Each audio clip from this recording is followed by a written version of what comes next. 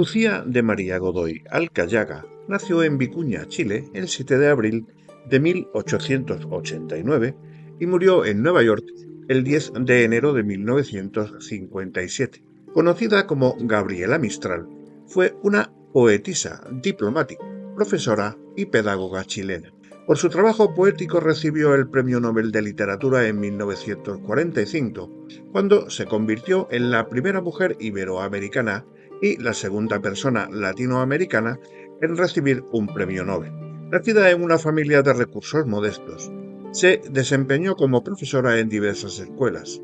Se convirtió en una importante pensadora respecto al papel de la educación pública y llegó a participar en la reforma del sistema educacional mexicano. A partir de la década de 1920, Mistral tuvo una vida itinerante al desempeñarse como cónsul y representante en organismos internacionales en América y Europa. Como poeta es una de las figuras más relevantes de la literatura chilena y latinoamericana. Entre sus obras destacan Desolación, Tala y Lagar. Gabriela Mistral nació en Vicuña el 7 de abril de 1889 con el nombre de Lucía de María Godoy Alcayaga. En la calle donde se encontraba su casa natal, se creó en 1957 el museo que lleva su nombre. Toda su infancia la pasó en diversas localidades del Valle de Elqui, en la actual región de Coquimbo.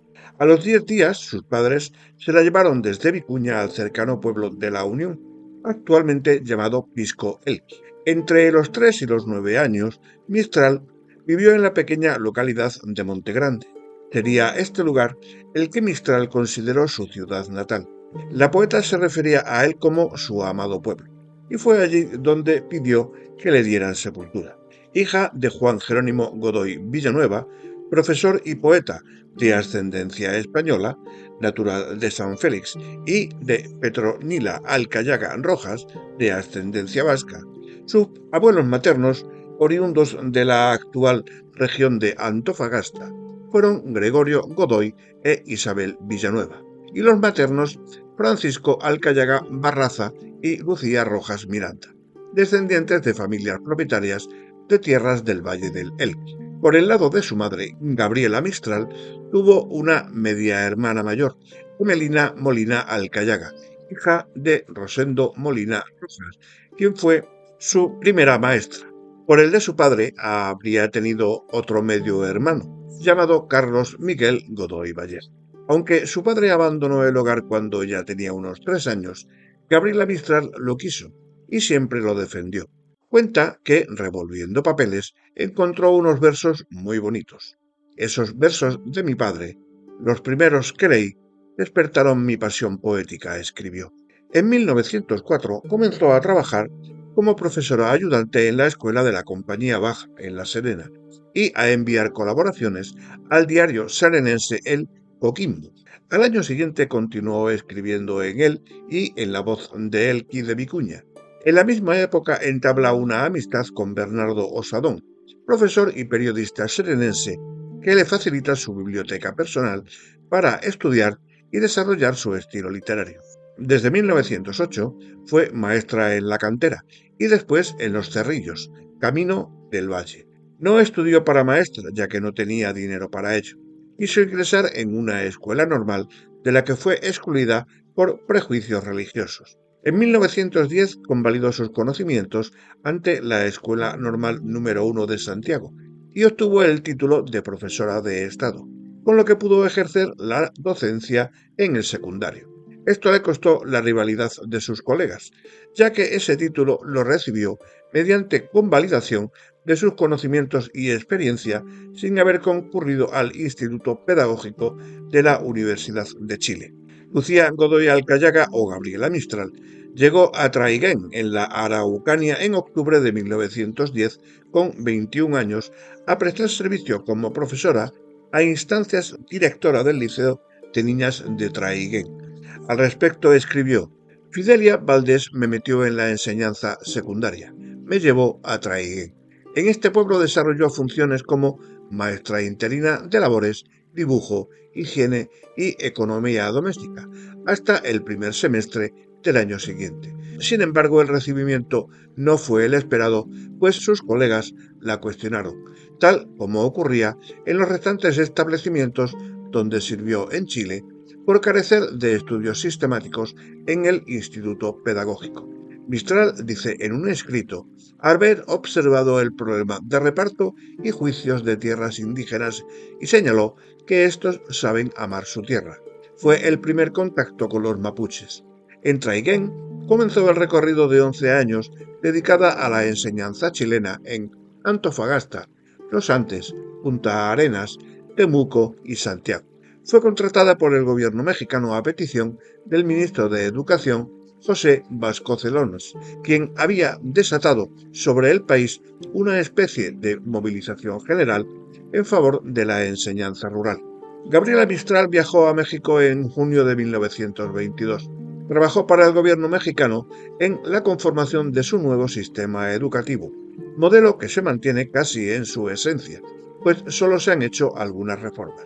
En el momento en que toca suelo mexicano, la impresiona la amplitud del movimiento en que de pronto se encuentra inmersa. Ella, que proviene de un país de lentos cambios sociales, de pronto se halla en el epicentro de un gran tornado. La reforma de la escuela campesina tocaba sus fibras íntimas, lo rural, lo campesino, lo popular, la lectura como medio preferencial y la creación de bibliotecas. Es decir, justo al revés de la pedagogía gris y vituperada de su propio terruño. Mistral sabría que la importancia de la misión que le había sido encomendada, es decir, alcanzaba a prever las características de aquella cruzada. Se trataba de una innovación que bien podría denominarse reforma y, en muchos aspectos, revolución. Su cometido inicial era simple: llegar a México para dar a conocer la literatura chilena. Al poco tiempo, Vasconcelos le pide que prepare un libro de lectura para mujeres y la enrola en los trabajos de enseñanza rural e indígena, donde la importancia de la lectura, tanto en su modalidad silenciosa en la biblioteca como en su modalidad colectiva en la aldea, son destacados aportes introducidos por Mistral. En ambos casos, se trata de una fiesta semejante a la del teatro y a las fiestas religiosas. Su vida se mueve entre los pueblos indígenas y los altos niveles de la intelectualidad y del gobierno. Mistral se siente mucho mejor con los primeros. La distancia y el nuevo trabajo están puliendo sus puntos de vista. Los registros, tanto suyos como de otras fuentes, indican que Gabriela Mistral puso su cuerpo y su alma entera en esa tarea.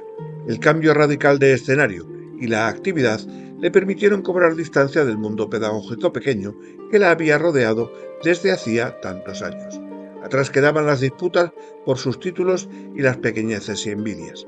Ella se sentía en lo suyo y se reencontró con el sentido de la vida.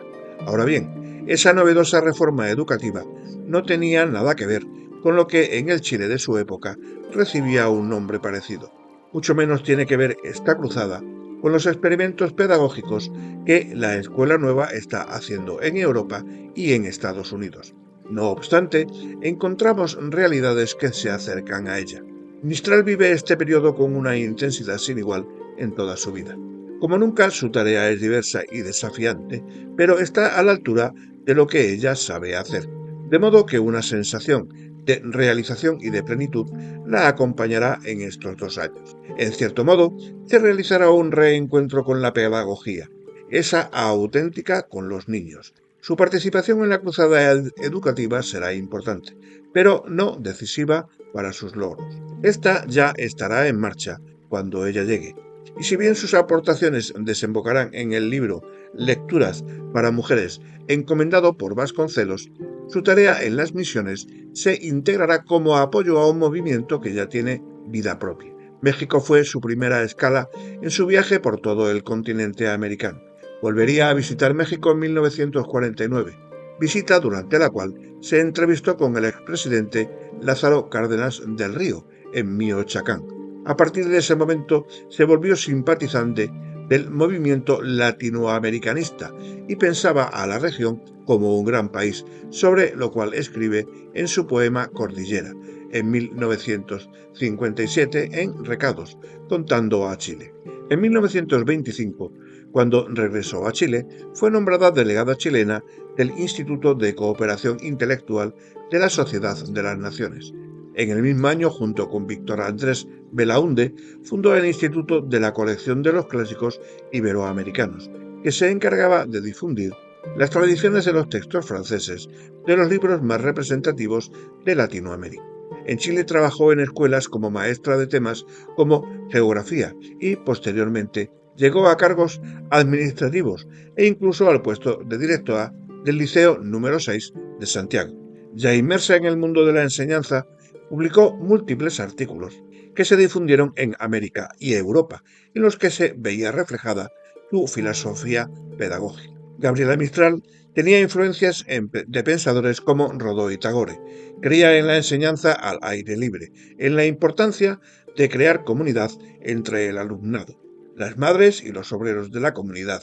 Se interesaba tanto en el desarrollo del niño como del adulto. Abogaba por un equilibrio entre la cultura europea y americana. Promovía el uso de las artes en el aula de clase y promovía un concepto religioso de la educación como vía para acercarse a Dios. En 1926 escribe el manuscrito La imagen de Cristo en la escuela, publicada por El Mercurio, e incluso escribe oraciones para que el alumnado recitara antes de iniciar la jornada de clase. En diciembre de 1927 escribe desde París un artículo abogando por los derechos del niño. La concepción que tenía sobre la educación fue fundamental en su escritura, tal como recoge Santiago Sevilla Vallejo. Ella se identifica con la mujer que cuida de los niños en el sentido maternal y también educativo, donde recalcó que por encima del valor formal de la educación escolar está el sentido de confianza y humanidad que infunde el docente en sus alumnos. Los escritos realizados un mes antes de la llegada de Lucía Godoy a Traigagen en octubre de 1910 son artículos de prensa, donde aboga por la instrucción primaria obligatoria, con fuertes críticas al mundo político de esos años. La cuestión social marcaba la preocupación de los intelectuales de la época, además de los altos gastos efectuados para las obras y actividades de la celebración del centenario de Chile. Un importante sector del Bajo Pueblo pasaba por problemas económicos, y la joven Lucía Godoy no fue ajena a esas problemáticas. El diario El Cololo de Traiguén, del 1 de noviembre, publicó el poema Desolación. Resume el sentir del rechazo y, a su vez, la tragedia sentimental de su frustrada relación con Romelio Ureta, que se había suicidado el año anterior. Además, escribe el poema Rimas, fechado en esa ciudad el 24 de octubre de 1910, donde manifiesta tristeza frente a la pérdida y la imposibilidad de una despedida. Estos versos son distintos a los publicados con el mismo título un año antes. El mismo año, Mistral comenzó a escribir sus famosos sonetos de la muerte. Ignoraba yo por aquellos años lo que llaman los franceses el métier de côte, o sea, el oficio lateral. Pero un buen día él saltó de mí misma, pues me puse a escribir prosa mala y hasta pésima, saltando casi enseguida desde ella a la poesía, quien por la sangre paterna no era jugo ajeno a mi cuerpo. En el descubrimiento del segundo oficio había comenzado la fiesta de mi vida. En este periodo de reflexión en Traiguén opta por la poesía como una de sus mayores realizaciones personales.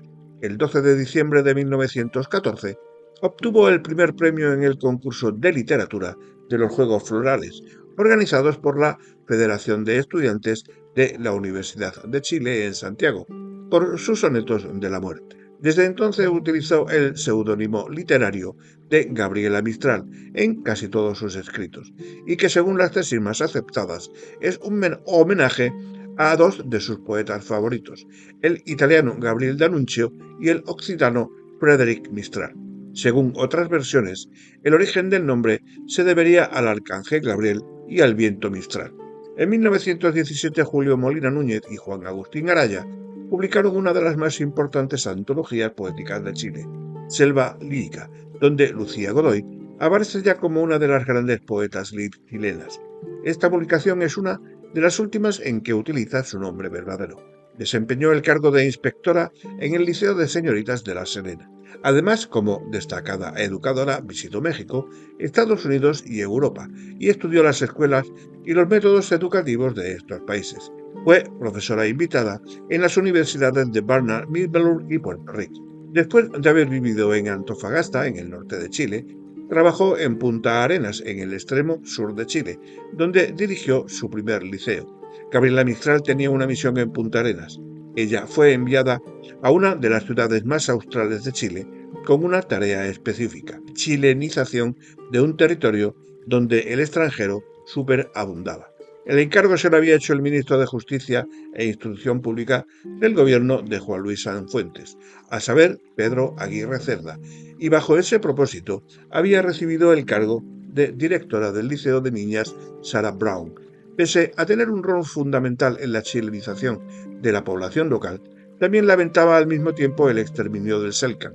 Su mentor y quien le trasladara a dicha ciudad austral para hacerse cargo del liceo número 1 de niñas fue el gobernador del territorio de Magallanes, general Luis Alberto Contreras y Sotomayor. Su apego a Punta Arenas también se debió a su relación con Lara Roddick, que vivía en aquella ciudad. No soportaba el clima frío, por eso pidió un traslado, y en 1920 se mudó a Temuco, desde donde partió en ruta a Santiago al año siguiente.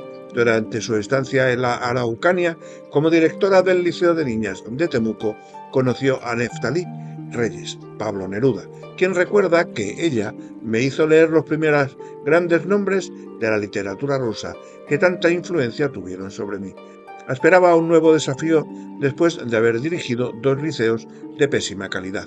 Opositó y ganó el puesto de prestigio de directora del Liceo número 6 de Santiago, pero los profesores no la recibieron bien, reprochándole su falta de estudios profesionales. Desolación, considerada su primera obra maestra, apareció en Nueva York en 1922, publicada por el Instituto de las Españas a iniciativas de su director, Federico Onís. La mayoría de los poemas que forman este libro los había escrito 10 años atrás, mientras residía en la localidad de Coquimbito. El 23 de junio de 1922, en compañía de Laura Roddick, zarpó hacia México en el vapor Orcoma, invitada por el entonces ministro de Educación, José Vasconcelos. Allí permaneció casi 2 años, trabajando con los intelectuales más destacados del mundo hispanohablante. En 1923, en México se inauguró una estatua y se publicó su lectura para mujeres. En Chile apareció la segunda edición de Desolación, con una tirada de 20.000 ejemplares, y apareció en España la antología Las mejores poesías, con prólogo de Manuel de Montoliu.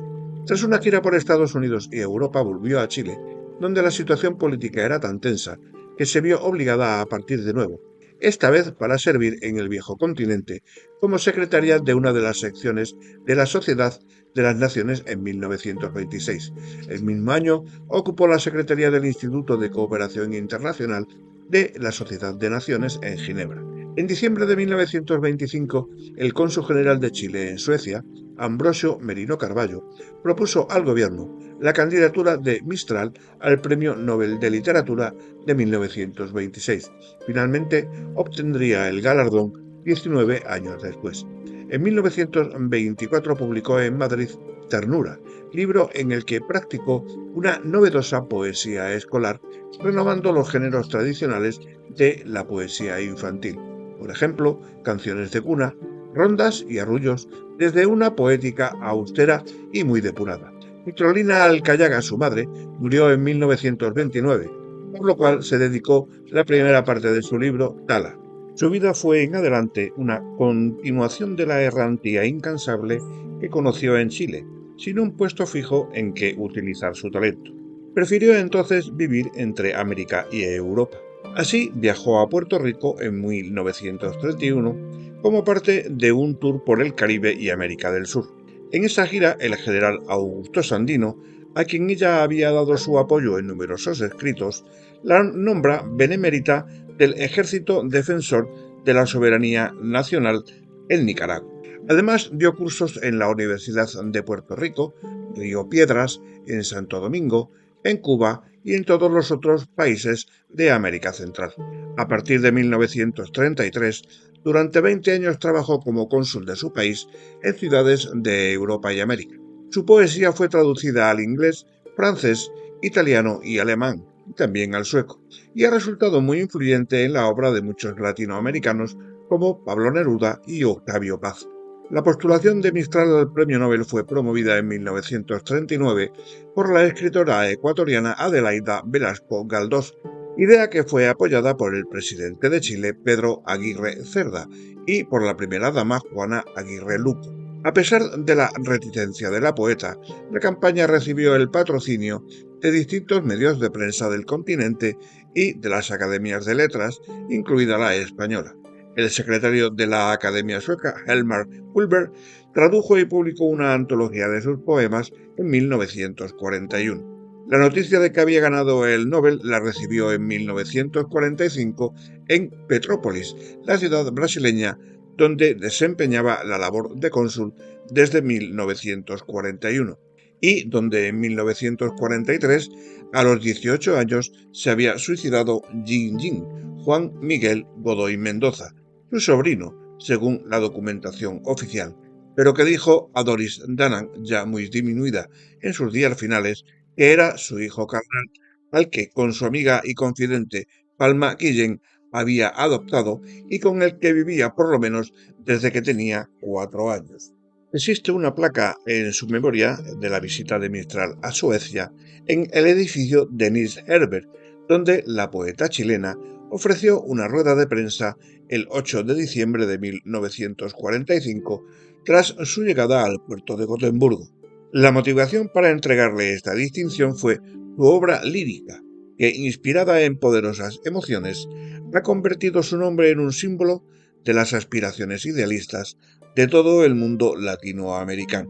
Recibió el premio Nobel que otorga la Academia Sueca el 10 de diciembre de 1945 en un discurso en que manifestó: «Por una venturanza que me sobrepasa, soy en este momento la voz directa de los poetas de mi raza y la indirecta de las muy nobles lenguas española y portuguesa. Ambas se alegran de haber sido invitadas al convivio de la vida nórdica, toda ella asistida por su folclore y su poesía milenaria». En el comienzo de 1946 regresó a Estados Unidos por cuarta vez, entonces como cónsul en Los Ángeles, y con el dinero ganado con el premio, se compró una casa en Santa Bárbara. Allí, al año siguiente, escribió gran parte de Lagar, en muchos de cuyos poemas se observa la huella de la Segunda Guerra Mundial, que sería publicado en Chile en 1954. En 1946 conoció a Doris Dana, una escritora estadounidense con quien estableció una relación y de quien no se separaría hasta su muerte. Gabriela Mistral fue nombrada cónsul en Nueva York en 1953, cargo por el que consiguió estar junto a la escritora y bachiller estadounidense Doris Dana, que más tarde sería receptora, portavoz y albacea oficial de Mistral. En 1954 fue recibida con honores tras la invitación del gobierno de Chile, encabezado por Carlos Ibáñez del Campo. En esa ocasión la acompañó Doris Dana, a quien la prensa nacional identificaba como la secretaria de Mistral y que pisaba tierra chilena por primera y última vez. En Santiago, que había declarado día festivo, la esperaban las autoridades de la capital, mientras su auto descubierto era escoltado por patrullas de carabineros seguidas de huecas a caballo y escolares destacados de diferentes colegios portando banderas. En su trayecto pasó por un arco de triunfo hecho con flores frescas en la Alameda con España. «El buen sembrador siembra cantando», se leía en él. La gente le lanzaba flores. En la tarde fue recibida en La Moneda por el presidente Ibáñez y al día siguiente se la honró con el título de doctor honoris causa de la Universidad de Chile, la primera vez que esta casa de estudios entrega esta distinción. Volvió a Estados Unidos, país sin nombre según ella, para quien Nueva York era demasiado fría. Hubiera preferido vivir en Florida o Nueva Orleans. Había vendido su propiedad en California. Y así se lo dijo a Doris, a quien le propuso comprar una casa a nombre de las dos en algunos de esos lugares, pero al final terminó acomodándose a Long Island en la mansión de la familia de Doris Dana y se instaló en las afueras de la megalópolis. pero si tú no quieres dejar tu casa, cómprame, repito, un calentador y que nos quedamos aquí, le escribió en 1954. Doris Dana en esa época, consciente de que la existencia de Mistral era finita, comenzó un minucioso registro de cada conversación que tenía con la poeta. Además, acumuló 250 cartas y miles de ensayos literarios que constituyen el más importante legado mistraliano que fue donado por su sobrina Doris Atkinson después de su muerte en noviembre de 2006. Mistral tenía diabetes y problemas cardíacos. Padecía arteriosclerosis cerebral que le ocasionaban problemas de orientación. Luego de haber sufrido una hemorragia en su casa y tras la recomendación de su médico Martin Goldhart, ingresó al Hospital General Hempstead en Nueva York el 29 de diciembre de 1956 a causa de un cáncer de páncreas. Recibió la unción de los enfermos el 2 de enero de 1957 y 2 días más tarde entró en coma, mientras que el día 8 recibió la bendición papal por parte del sacerdote chileno Renato Poblete. Falleció a las 5:18 del 10 de enero de 1957 a los 67 años. Su cuerpo fue trasladado el mismo día a la funeraria Frank Campbell de Nueva York, en la intersección de la calle 81 y la avenida Madison, para ser embalsamado. Lo que sigue a continuación es una recreación mediante inteligencia artificial de una entrevista realizada a la poetisa en fecha desconocida.